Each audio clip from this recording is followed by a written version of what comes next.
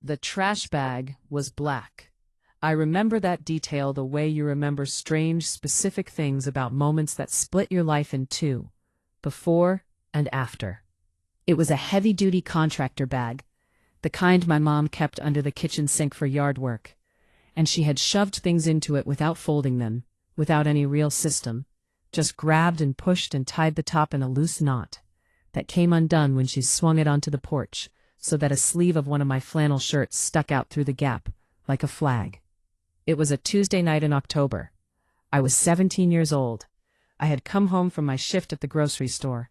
I was bagging groceries after school 3 days a week for $8.50 an hour. And before I could get my key in the lock, the door opened from the inside, and there was my mother.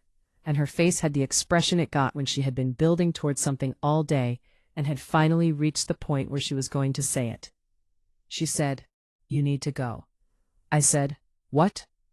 She said, "I can't do this anymore. This isn't working. You need to find somewhere else to stay." And then she bent down, picked up the contractor bag from where she'd apparently staged it just inside the door, and set it on the porch in front of me. I stood there for a moment. I was still in my work vest, the green polyester one with my name tag on the lapel. I was holding my backpack. I had a history test the next morning that I had been planning to study for. "Mom," I said. "I've made up my mind," she said. And she went back inside and closed the door. I heard the deadbolt turn. I stood on that porch for a long time, long enough that the motion sensor light clicked off, and I was standing in the dark with a trash bag at my feet. Long enough that the neighbor's dog, which always barked at nothing, started and stopped and started again. Long enough that I went through all the stages of what was happening in rapid, lurching succession. Confusion, then the specific sick feeling of understanding, then something that wasn't quite fear but lived next to it, a kind of bottomless uncertainty, like the floor had just revealed itself to be much farther down than I had thought. I picked up the bag. I walked to my car, a 2003 Honda Civic with a cracked dashboard and a check engine light that had been on for so long I'd stopped seeing it, and I put the bag in the back seat. I sat in the driver's seat for a while. Then I drove to a McDonald's parking lot 2 miles away and sat there until midnight, because I didn't know what else to do, and at least it was lit up. That was the first night. I want to tell you the whole story, not the highlight reel, not the summary, not the version where I skip from the porch to the scholarship to the successful career in a few clean sentences. I want to tell you the whole thing, because the whole thing is the point, and because I think the people who need to hear this story really hear it, need the details more than they need the arc. So, let's go back. Let's go back to before the porch, because the porch didn't come from nowhere. My mother's name is Diane. She was 23 years old when she had me, and my father was 24, and they were not in a position, financially, emotionally, or in terms of their relationship with each other, to become parents. I don't say that with bitterness. I say it because it's true, and because I think understanding it is necessary for understanding everything that followed. My father left when I was 4. Not dramatically. He didn't disappear overnight. He didn't have an affair. He didn't do anything that made for a clean story. He just gradually became less present, the way water gradually recedes, until one day the presence was gone, and what was left was a phone call on birthdays that came about half the time, and a child support payment that came slightly less often than that. My mother raised me alone. That is genuinely hard, and I genuinely respect it, and I want to say that clearly before I say everything else. But my mother was also a person who carried a tremendous amount of damage from her own childhood. Damage she had never addressed, never processed, never taken to anyone who could help her work through it. And that damage expressed itself in ways that I spent most of my childhood trying to navigate. She had periods of warmth that were real and generous and felt like the best possible version of what a mother could be. And she had other periods, triggered by stress, by financial pressure, by the particular loneliness of being a single parent in a small Ohio city with no nearby family and a limited support network, where the warmth receded and what was left was something harder and less navigable.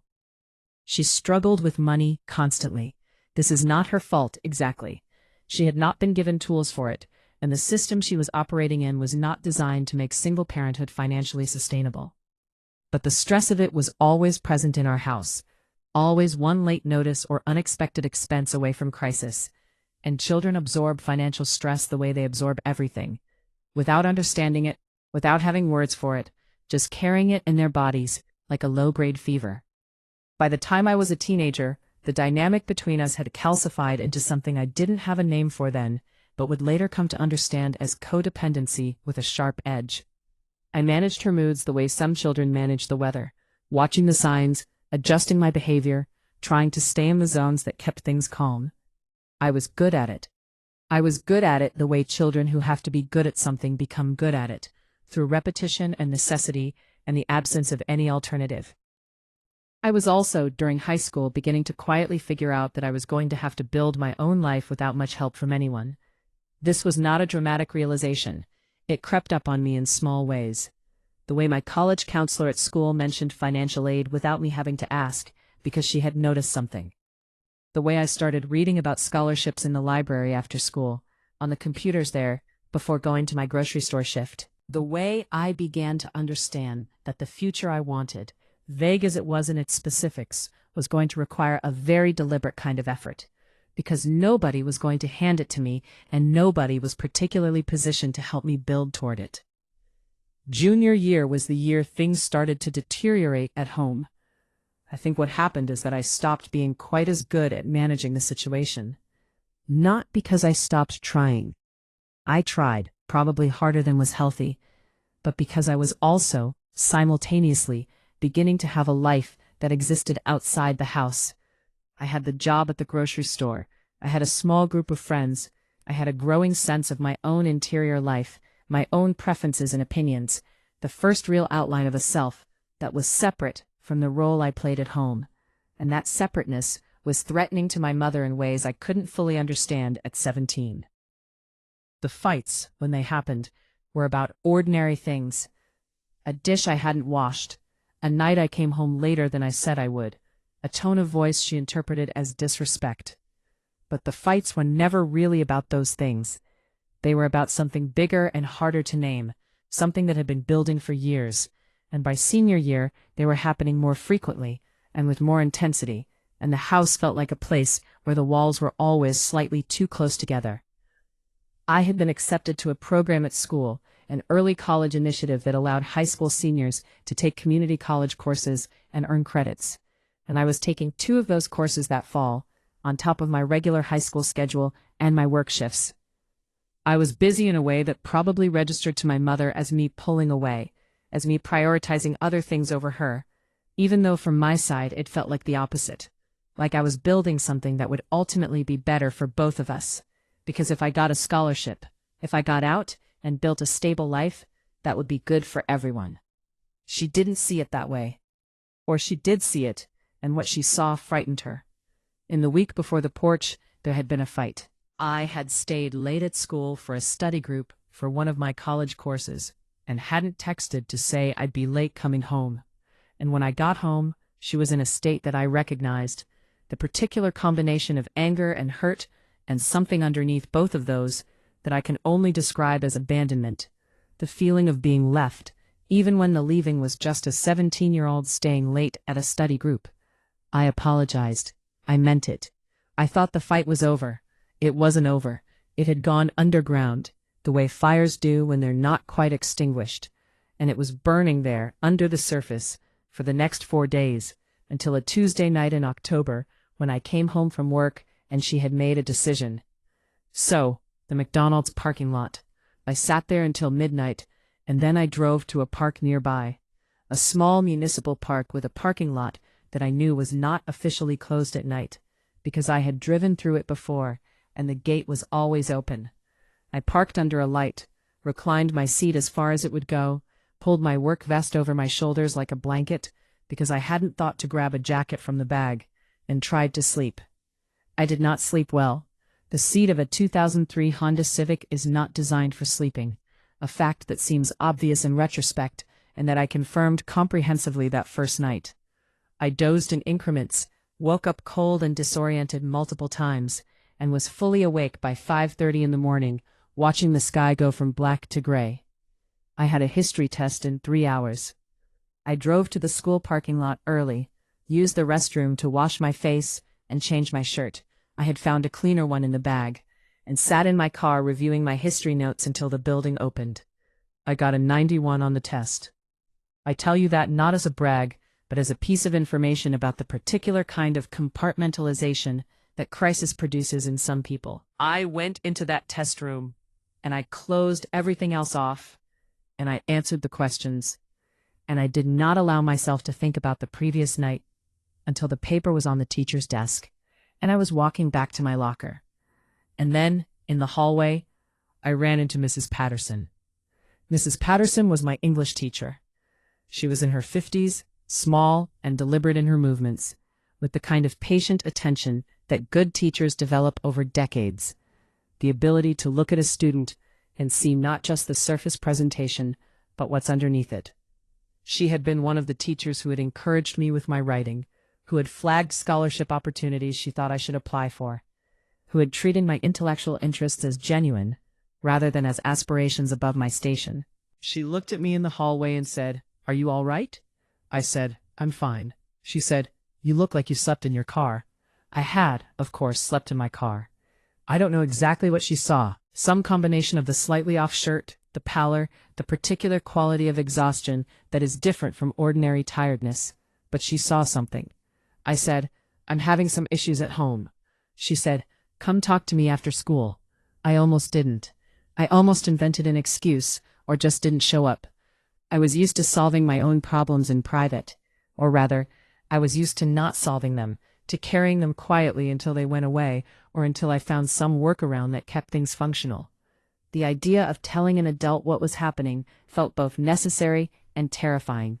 I went. I sat in her classroom after the other students had left, and she sat across from me, and I told her, in the careful, edited way you tell things when you're used to managing what you reveal, that I had been asked to leave home, and that I was staying in my car temporarily. She listened.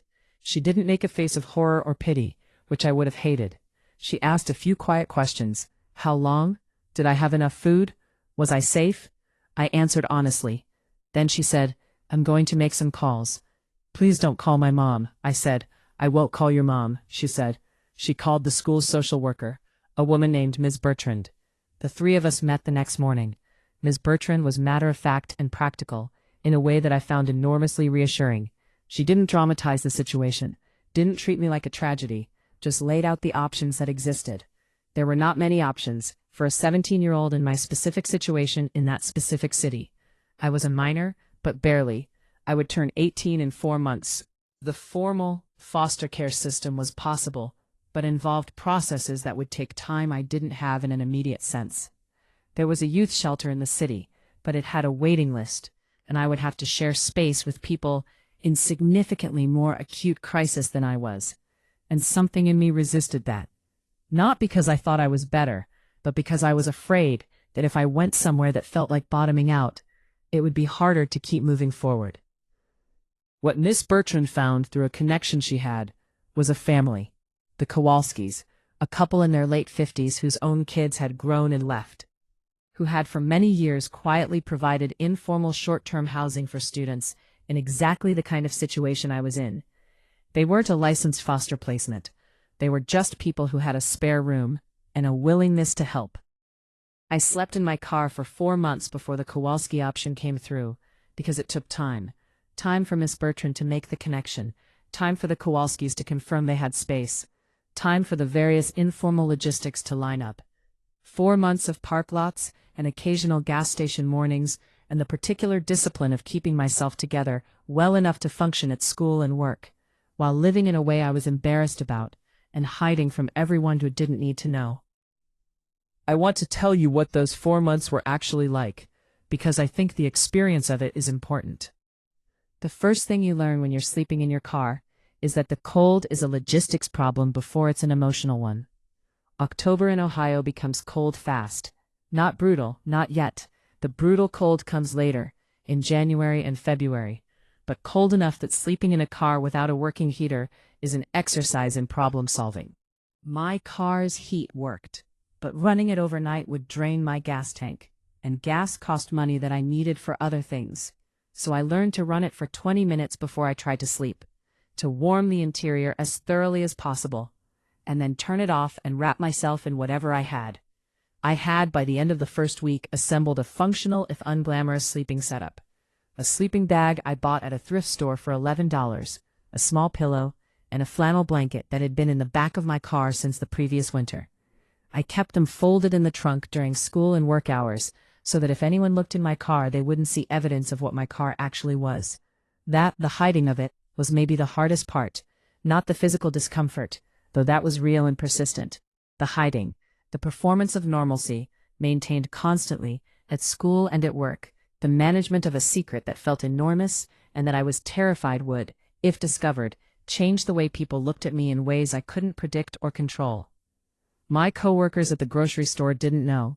My friends at school, the small group of people I ate lunch with, went to the occasional movie with, had the low-stakes ordinary friendships of high school with, didn't know. Mrs. Patterson knew. Miss Bertrand knew. 2 people. I showered at school, in the gym locker room, before first period. The gym opened at 6:15 for student athletes who had morning practice, and if you showed up early enough, you could use the showers without anyone questioning it or even really noticing. I did this every morning, for 4 months. I became by necessity a morning person. I ate at school. The free lunch program, which I had been on for years quietly, without any drama, covered the midday meal. For dinner I ate from the small salary I was making at the grocery store, mostly from the deli section, where day-old items were marked down at the end of the night. I became an expert in which items went on sale at what times, and I budgeted with a precision that I think I could only have developed under those specific conditions, when every dollar was genuinely consequential. I kept studying. This is the thing I cling to most, looking back, not because I was some kind of hero, but because it was the one thing that felt fully in my control. My grades were the one variable in my life that responded directly and reliably to effort, and in a situation where most things felt chaotic and unpredictable, that reliability was like oxygen. I could not control where I slept. I could not control my mother's decisions. I could not control the weather, or my car's heater, or any of the external circumstances that had put me in that parking lot. But I could study. And I did. In November, 2 weeks before Thanksgiving, my first Thanksgiving without any family table to go to, which I spent eating a turkey sandwich alone in my car and reading a novel for English class, I got a letter. It was a scholarship notification. A regional academic scholarship offered by a local foundation. I had applied in September, before everything happened, in one of those after-school library sessions where I was working through my scholarship list methodically.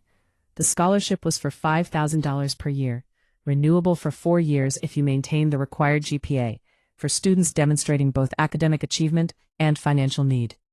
I had been awarded it.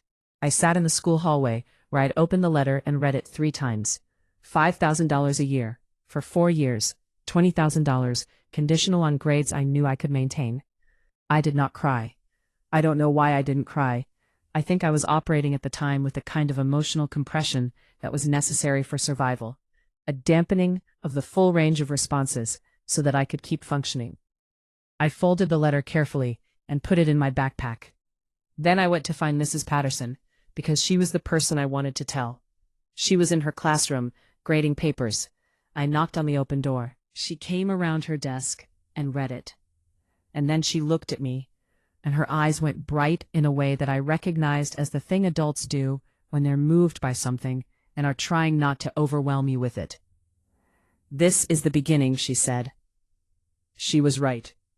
The Kowalski house. I moved in on a Saturday in January, 2 months before my 18th birthday. Ed and Marie Kowalski lived in a small but well-kept ranch house in a quiet neighborhood on the east side of the city.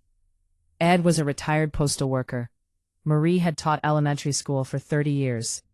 They had 2 adult daughters who lived in other states and called on Sunday evenings, and a dog named Biscuit, who was very old and very friendly, and who slept outside my door every night for the 4 months I was there, which I found more comforting than I would have admitted at the time. The arrangement was simple. I had the spare room. I was expected to be respectful of the house and their schedules, and I contributed to dinner dishes and general tidiness. They asked nothing of me financially, which I tried to resist, and they firmly declined to accept. "You're going to college," Marie said. on my first night there. Put your money toward that. I want to tell you about the Kowalskis because I think they represent something important that doesn't fit neatly into the narrative of self-sufficiency that stories like mine tend to tell. I did not do this alone. I did not pull myself up by my bootstraps in a vacuum, sustained by nothing but willpower and determination. I had Mrs. Patterson, who saw something in me and acted on it. I had Miss Bertrand, who knew what resources existed and connected me to them. I had the Kowalskis, who opened their home to a stranger's teenager because they believed it was the right thing to do. The myth of the self-made person, the person who overcomes everything without help, who succeeds through sheer individual force, is one of the most damaging myths in American culture, because it makes people who needed help feel ashamed of having needed it, and it makes people who didn't need help feel like their advantages were merits rather than circumstances. I needed help, I got help, and I am telling you this specifically because I think the honest version of this story is more useful than the inspiring but false version. Ed Kowalski drove me to my SAT subject tests in February because my car had a flat tire that I couldn't afford to fix that week. Marie Kowalski proofread my college application essays with the meticulous eye of a 30-year elementary school teacher. Neither of them made a production of these things. They just did them the way people do things when they have decided that you are their responsibility, even though technically, legally, circumstantially, you are not their responsibility at all. I graduated high school in June. I walked across the stage in the gymnasium of my high school in a cap and gown, and in the audience was Marie Kowalski, who had asked if she could come, and Mrs. Patterson and Ms. Bertrand, who waved from the third row with more enthusiasm than you might expect from a school social worker. My mother was not there. I had sent her an announcement a few weeks before. I had found her address. She had moved to a smaller apartment in the months since October. I'd found that out through a circuitous route I won't detail, and mailed her a card with the graduation information on it. She didn't come, she didn't call, she didn't send a card. I graduated with a 3.91 GPA and a partial scholarship to a state university 2 hours from Columbus. Between the regional scholarship, the university merit aid, the FAFSA financial aid package, and the savings I had managed to accumulate working at the grocery store through all of senior year, I had enough to cover my first year with a small buffer remaining. After the graduation ceremony, Marie took me out to a diner and we had pie, and she told me about the first time her daughter had left for college, how she had cried in the car on the way home. She did not cry at the diner, but I think she might have afterward in the car. I didn't ask. Ed shook my hand in the parking lot with both of his and said, "You're going to be fine. Don't let anyone tell you different." "I won't," I said. "College. I want to tell you about college honestly, which means I want to tell you that it was not the transformative, golden, growing-up experience that it is often represented as, and also that it was genuinely one of the most important periods of my life, and both of those things are true simultaneously. I arrived at Ohio State's regional campus in August with a used laptop, a duffel bag of clothes, and the kind of vigilance that 4 months in a car gives you. A heightened attention to resources and logistics, a constant low-level calculation of what things cost and what I could and couldn't afford, a reflex towards self-sufficiency that was in some ways adaptive, and in other ways was a wall I had built around myself without fully realizing it. I got a work-study job immediately, in the campus library, reshelving books and helping with the front desk. 12 hours a week, minimum wage plus a little. I treated it the way I had treated the grocery store job, as both necessary income and an environment with information I could absorb if I paid attention. I studied harder than almost anyone I knew, not in a competitive way. I wasn't particularly interested in being the best student in my classes. I was interested in actually understanding the material, which is a different orientation, and one that I think served me better long-term. I was studying business, with a concentration in finance and real estate, because I had chosen that direction deliberately, because even at 18 I had a rough sense of where I wanted to end up. I did not tell people about what had happened, not right away, not for most of the first year. My roommate, a good-natured kid from Cleveland named Marcus, who played too much Xbox and was reliably funny about it, knew that my family situation was complicated, because I had mentioned it once when he asked what my parents did, and I had given a vague answer. He didn't push it. We became the kind of friends you become with a good roommate, not intimate exactly, but comfortable, a reliable daily presence. I called my mother once, in November of my first year. I don't know exactly why I called. I think I had arrived at a place. The combination of distance and the passage of time and the particular loneliness of a new environment, where the wound felt close enough to the surface that I wanted to know it was real, that the story I had been telling myself about what had happened was accurate. She answered on the second ring. She sounded surprised. We talked for 7 minutes. She asked how school was. I said it was good. She said she was glad. I asked how she was doing. She said she was managing. She asked if I was doing okay for money. I said I was. Then there was a silence, and into the silence I said, "Do you want to talk about what happened last year?" And she said, "There's not much to talk about. I was in a bad place, and I made some mistakes. I've moved on." I've moved on. I sat with that phrase for a long time after we hung up. I sat with it for weeks, actually. The way she said it, not as an apology, not even as an acknowledgement of what the experience had been like for me, but as a statement about her own process, her own journey forward, told me something important about where we were and what kind of relationship was and wasn't possible. I didn't call again for 8 months. Second year. In my second year, I found my footing in a way that hadn't happened in the first year. I switched from the library job to a position as a resident advisor, which paid a stipend and covered my room and board, a significant financial improvement, and also gave me something I hadn't anticipated: responsibility for a floor of 22 freshmen who were navigating the same transition I had navigated a year earlier, many of them with far more support than I had had, and still finding it overwhelming. I was good at being an RA, surprisingly good in a way that I didn't recognize until a student on my floor, a girl from Cincinnati who was struggling with homesickness and had been coming to my door too often for it to be coincidence, said to me one night, "How do you always know what to say?" I thought about it, and I said, "I think I know what it feels like to be alone somewhere and not know how to ask for help." She nodded like that explained something. It explained something to me too. I also, in my second year, took a class that changed the direction of my thinking more than any other single educational experience I've had. It was an undergraduate seminar in real estate finance, elective, optional, taught by a professor who had spent 20 years as a commercial real estate developer before going into academia. He was not a warm man. He was precise and demanding and had a very low tolerance for vague answers. He asked hard questions and did not accept approximations. I loved every minute of it. He had us analyze actual real estate deals, case studies based on real transactions, with all the messy, incomplete, sometimes contradictory information that real transactions actually involve, as opposed to the clean textbook scenarios where all the variables are given to you. We had to make recommendations under uncertainty. We had to defend our analysis to the class. We had to update our conclusions when new information came in and explain how the new information changed things. I stayed after class most weeks to talk with him. His name was Professor Hadley, and he was the kind of teacher who doesn't invite personal questions and doesn't offer personal information, but who responds to intellectual seriousness with intellectual generosity. By the end of the semester, he was assigning me additional reading that he didn't assign the other students, not as extra work, but as an extension. "Here, this is relevant to what you're thinking about. Read this." At the end of that year, he nominated me for a regional academic award in finance. I won it.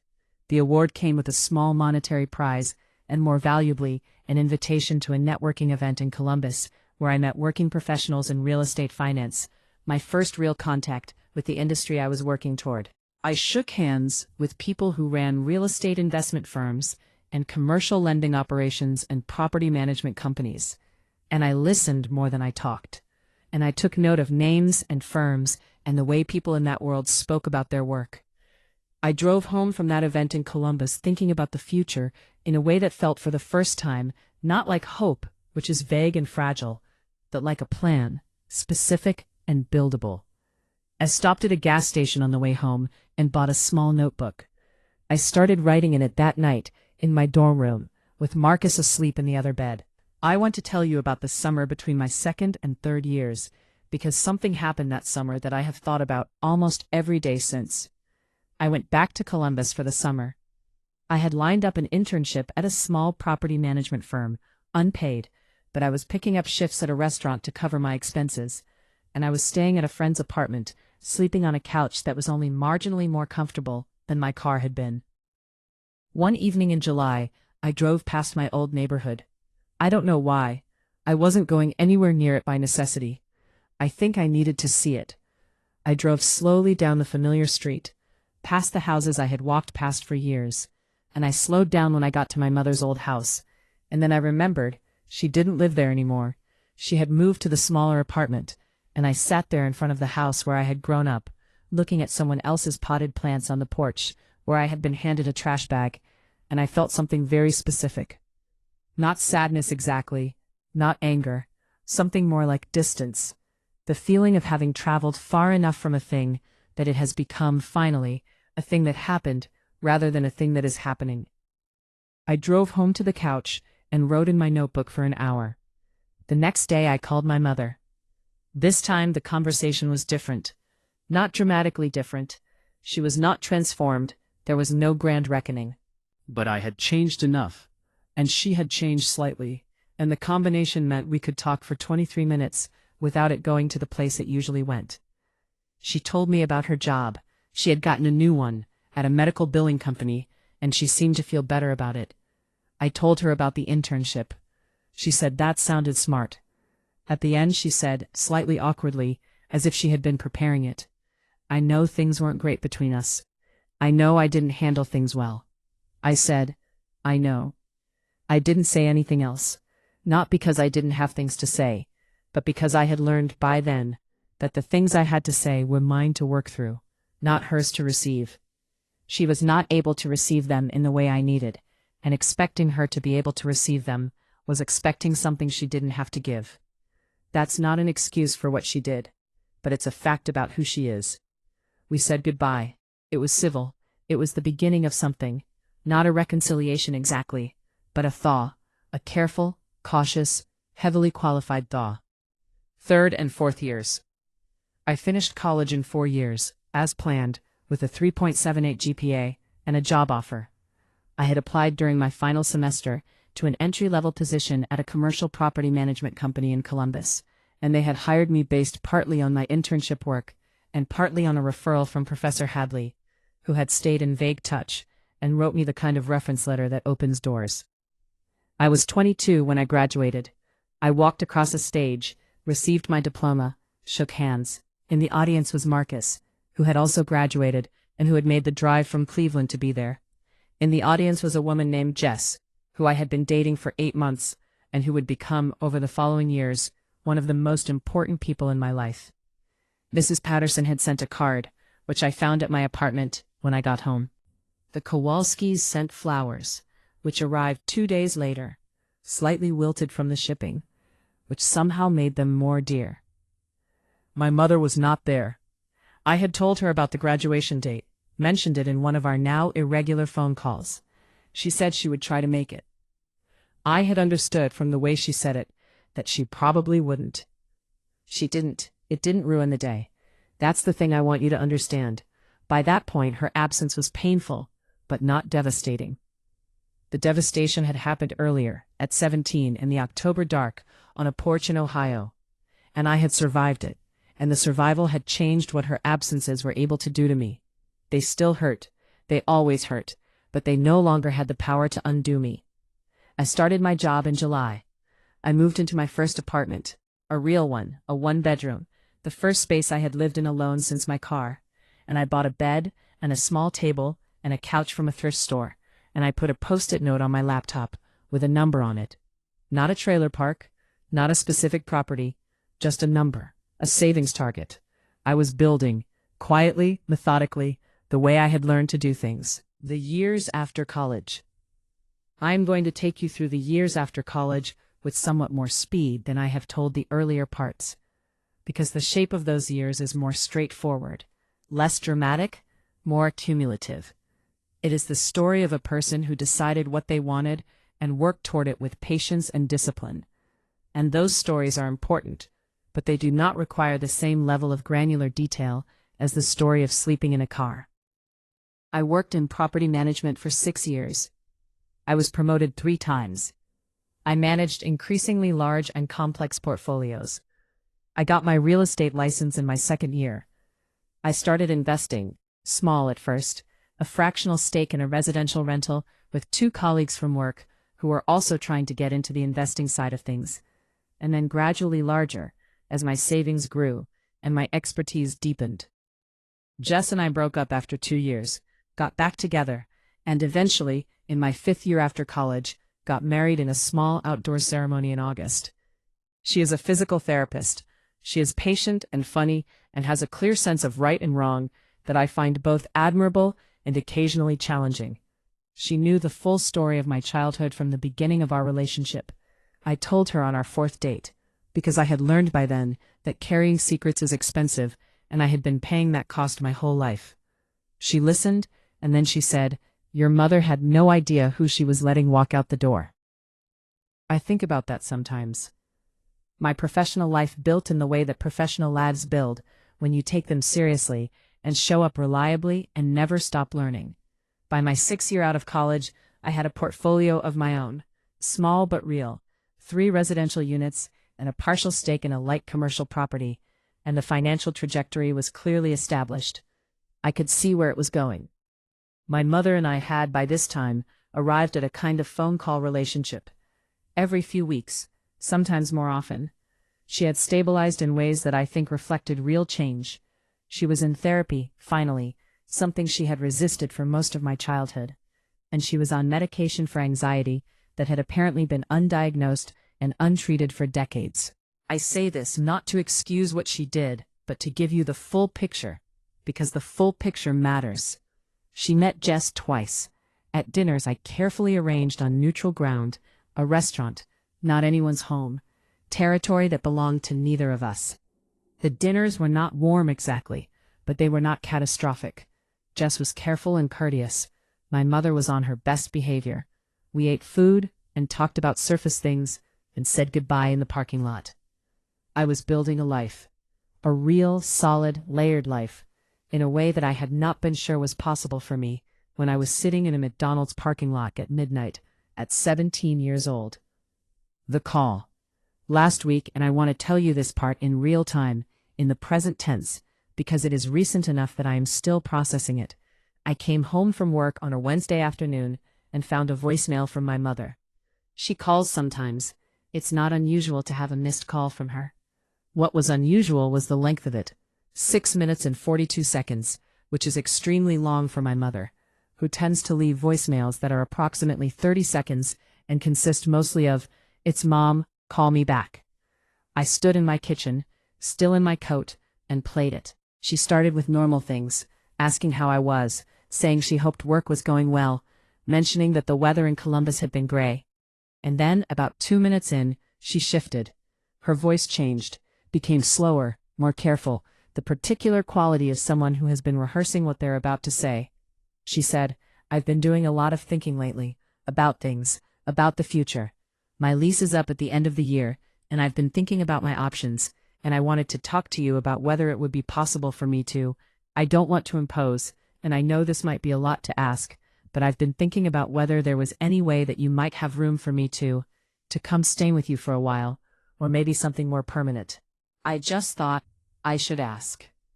She said a few more things. She said she knew it was a big ask. She said she would understand if the answer was no.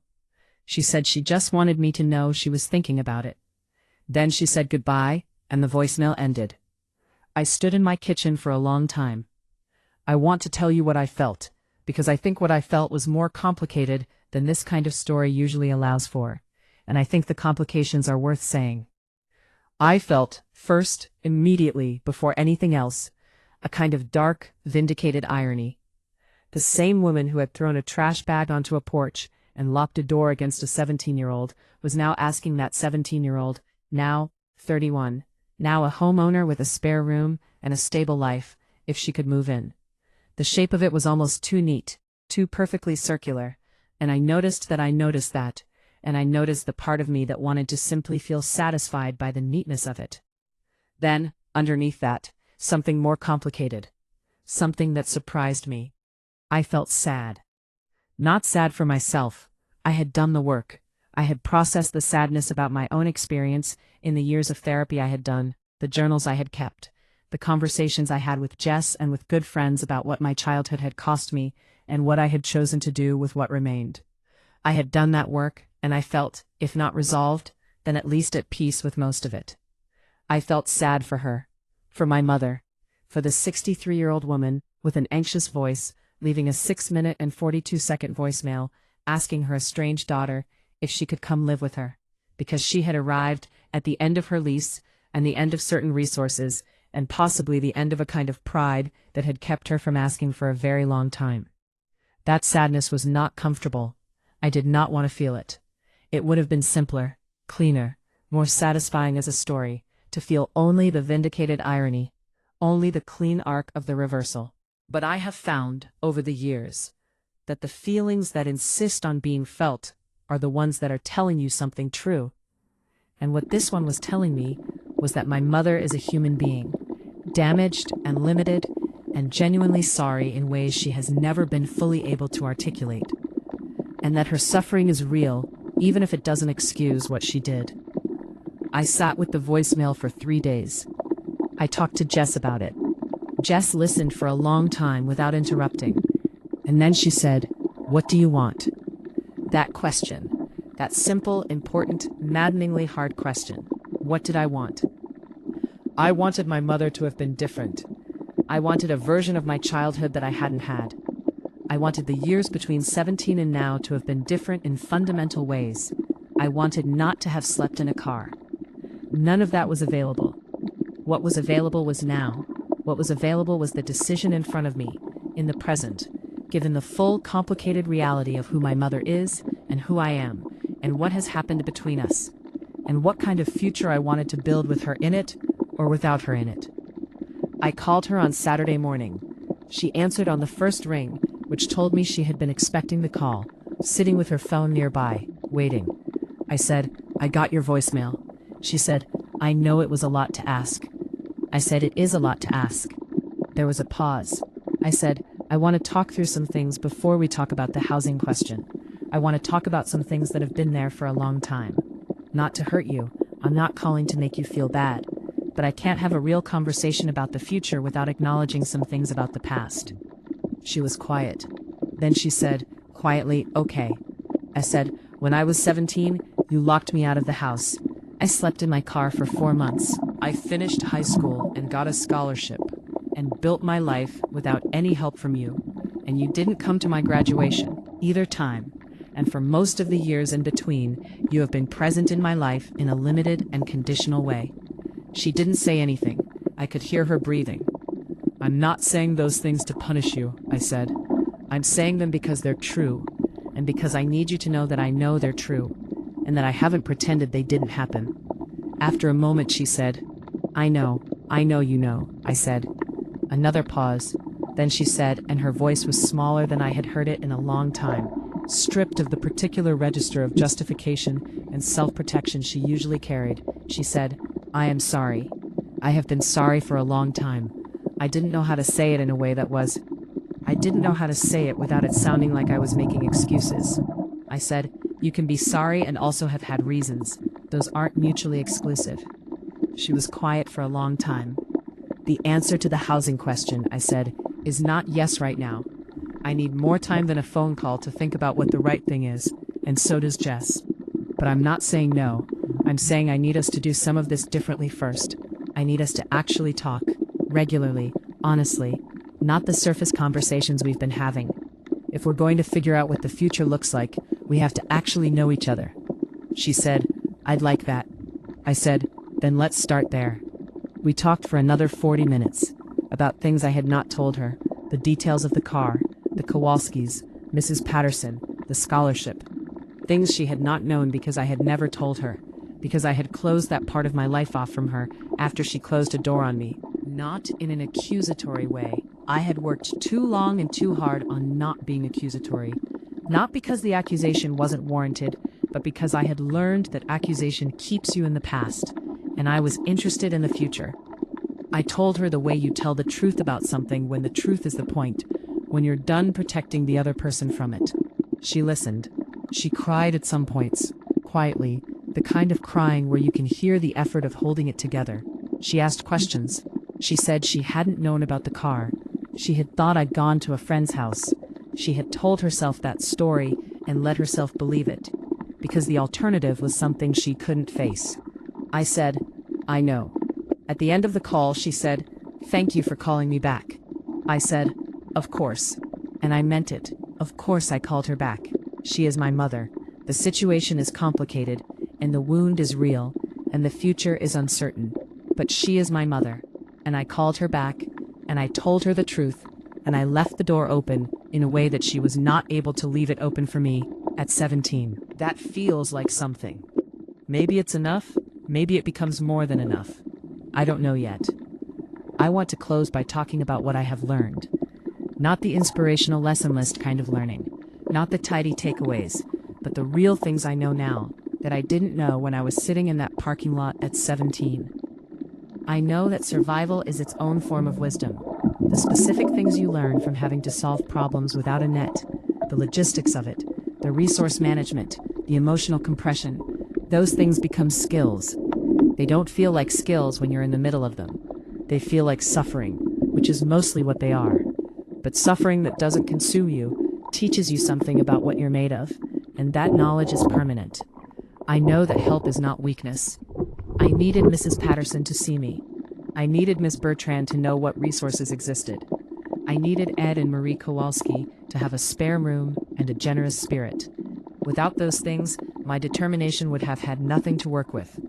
The willingness to receive help, really receive it, without shame, without the performance of not needing it, is its own kind of strength. I know that anger at the people who hurt you is legitimate, and also at some point, a thing you have to put down. Not forgive. Forgiveness is complicated and personal, and nobody gets to tell you when or whether to do it. But put down. Carry it lighter. Let it stop being the thing that defines the story. I know that the story my family told about me was not the truth about me. It was the story they were able to tell, given their limitations and their frameworks and their fears. The truth about me was something I had to discover myself, through the doing of things, through the accumulation of evidence that I was capable of more than anyone at that table had imagined. And I know, this is the last thing, the thing I want to leave you with. I know that the moment you decide to build a different life than the one you were handed is not a dramatic moment. It is not a speech or a revelation or a sunrise. It is most often a quiet, cold moment in the dark, sitting in a car that might be your bed tonight, making a decision that nobody but you will ever see. That decision is enough. It is more than enough. It is the whole thing. If you are in a parking lot right now, in any sense of that phrase, if you are in the cold dark of a situation that someone else created, and that you have to survive without the tools you deserved, I want you to know that the person you are going to become is already in you, waiting for the conditions that will allow them to emerge.